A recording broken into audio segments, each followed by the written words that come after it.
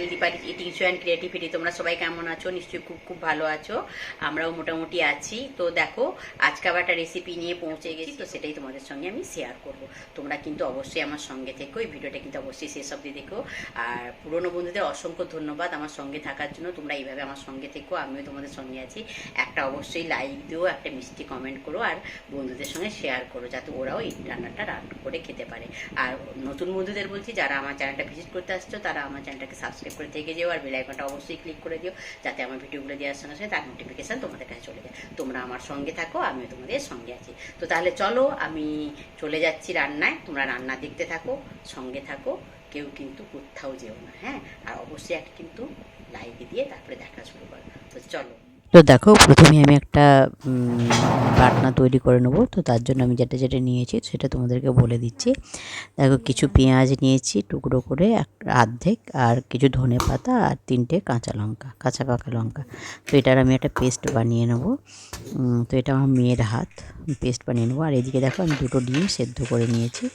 তো সেই ডিম দুটো আমি এখন ছাড়িয়ে নেব। তো একটা ডিম সেদ্ধ করতে গিয়ে না, মানে কেমন একটুখানি বেরিয়ে গেছে। তো যাই হোক, তো ডিম দুটো আমি এখন ভালো করে ছাড়িয়ে নেব। ছাড়িয়ে নিয়ে তারপর দেখো কি করছি, তোমরা সঙ্গে থাকো, দেখতে থাকো।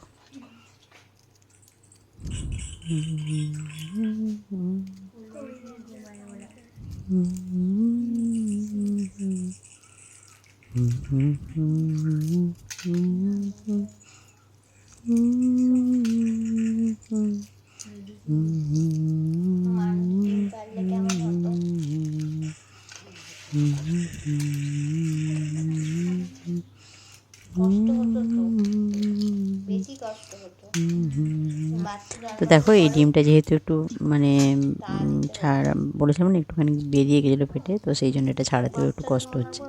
তো যাই হোক, তাও ছাড়িয়ে নিলাম। তো বুঝতেই পেরেছো, আমি আর মেয়ে আছি বাড়িতে, তাই দুজনে খাবো। 2টো ডিম নিয়ে নিয়েছি। তো এই ডিমটা একটু হয়ে গেল, তো এটা আমি নিয়ে নেবো। আর এটা আমি নিয়ে নেবো না, যে রেসিপিটা করবো সেটা কে কোনটা যে নেবে সেটা ভগবান জানে। তো দেখতে থাকো, এটা কিন্তু একটু অন্যরকম হচ্ছে। তো দেখো, আমি এবারে কি করছি, ছুরি দিয়ে এটাকে ভালো করে মানে কেটে নিচ্ছি। রেসিপিটা যে বানাবো এই ডিমের, তো এটা একটু অন্যরকমভাবে বানাবো, তাই এইভাবে কেটে নিচ্ছি। তো আমি এরকম লম্বা দিকে কেটে নিলাম। তোমরা যদি করো, যদি ইচ্ছে হয় এরকম বানিয়ে খেতে, তোমরা কিন্তু চওড়া দিক দিয়েও কাটতে পারো। আমার মনে হয় চওড়া দিক দিয়ে কাটলেই বেশি ভালো হতো, কিন্তু আমি তখন লম্বা দিক দিয়ে কেটে ফেলেছি। আর তো কিছু করার নেই, তাই আমি লম্বা দিক দিয়ে কেটে নিলাম।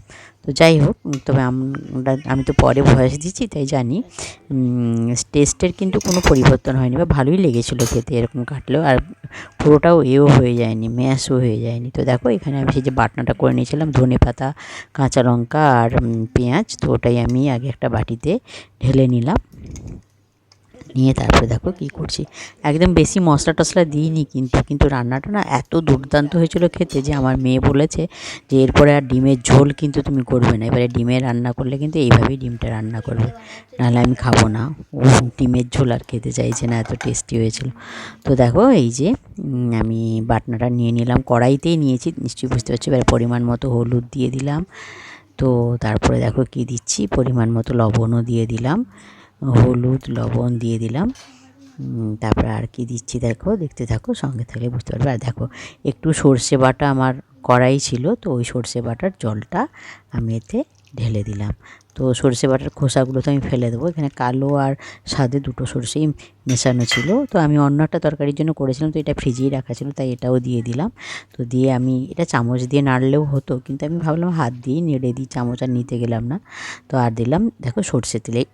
এই রান্নাটা কিন্তু একটু সর্ষের তেলের পরিমাণটা বেশি দিতে হবে, তাহলেই কিন্তু টেস্টটা বেশি আসে। তো তোমরা দেখতেই পাচ্ছ নিশ্চয়ই, সর্ষের তেলটা দিলাম যখন, পরিমাণটা বুঝতেই পারছো। তো দিয়ে আবার সেই হাত দিয়ে নাড়িয়ে দিলাম। তো এটা চামচ দিয়ে তোমরা নাড়াতে পারো, আমি বললাম না, আমি হাত দিয়েই নাড়িয়ে দিয়েছি, তাড়াহুড়ো ছিল তাই।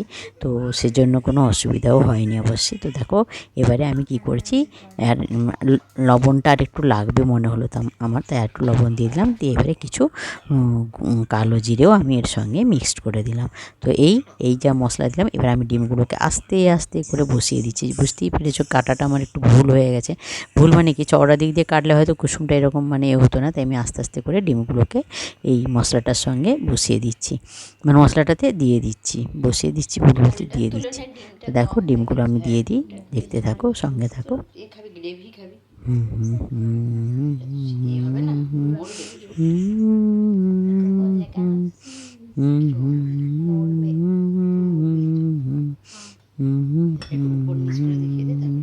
তো দেখো আমার ডিমগুলো সব দেওয়া হয়ে গেল। এবারে আমি ডিমগুলোকে কী করলাম, ভালো করে মশলার সঙ্গে মানে করে দিলাম, দিয়ে এই ঢাকনাটা দিয়ে দিলাম। কিন্তু এই ঢাকনাটা দিলে কি হবে, এই ঢাকনাটা দিয়ে আমার মনে হলো ঢাকনাটা যেন ভেতরে অনেকটাই ফাঁকা থেকে গেলো, তাই ওই ঢাকনাটা আমি তুলে নিয়ে এই ঢাকনাটা দিয়ে দিলাম। এটা তুলতেও সুবিধে হবে, আর অনেকটা নিচে আছে তো মানে ঢাকা চাপাটা দেওয়াটা ভালো হলো, মানে ভাবটা ভালো লাগবে তরকারিটার উপরে। তো দেখো আমি বসিয়ে দিয়েছিলাম প্রায় 3-4 মিনিটের মতো। তো তারপরে দেখো আমি এই যে খুলে দিলাম, দেখো জুসটা অনেকটাই মরে গেছে বা রসটা অনেকটাই কমে এসছে।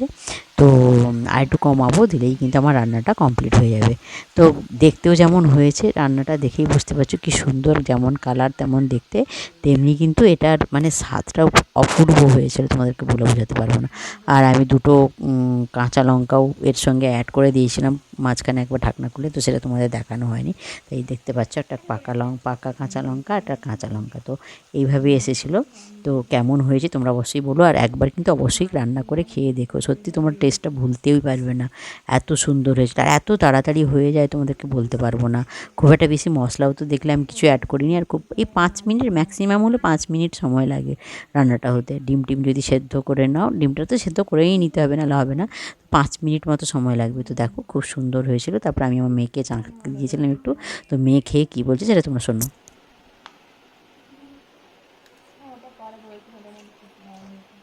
ভালো হয়েছে, কেমন হয়েছে রে? খুব ভালো হয়েছে। একদম অন্যরকম করে বানিয়েছি। আর একটু খেয়ে দেখ ডিমটা, ভালো হয়েছে? ঠিক আছে, তোরা এখানে ভিডিওটা শেষ করছি। সবাই খুব ভালো থেকো, সুস্থ থেকো, সাবধানে থেকো। Good night, by.